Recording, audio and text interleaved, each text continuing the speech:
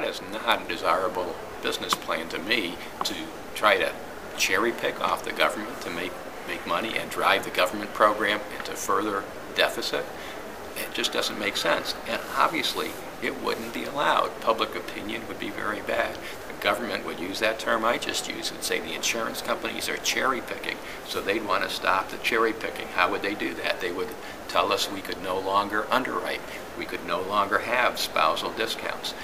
We wouldn't be able to coordinate benefits. It would be policy. The policies would be selling, even though they were small, complementary, would have to be more expensive because the benefits would duplicate benefits of the Class Act. So somebody who went on claim would actually be able to collect from two different parties and therefore get more back than they should. You might say, well, we shouldn't allow that. Well, in fact, the states have demanded that insurance companies don't coordinate in many cases.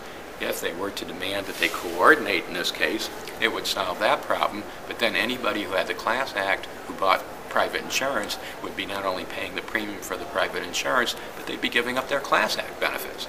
So either way, we end up with a tremendous problem in being able to price this appropriately.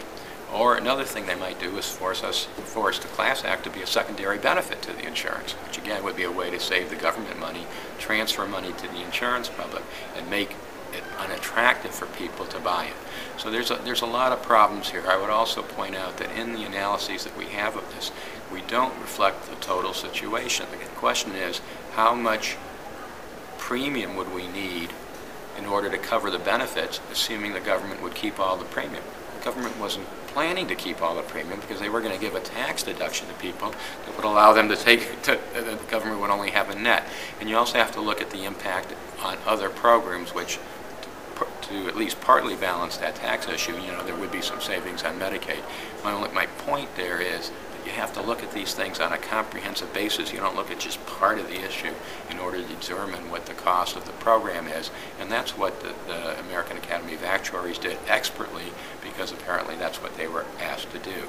But I suspect that leads to an understatement of the real needs of what it would take to be able to fund a program like this, and the unintended consequences have certainly not been considered clearly, certainly by anybody who says that this is going to be a stimulus to the long-term care insurance industry.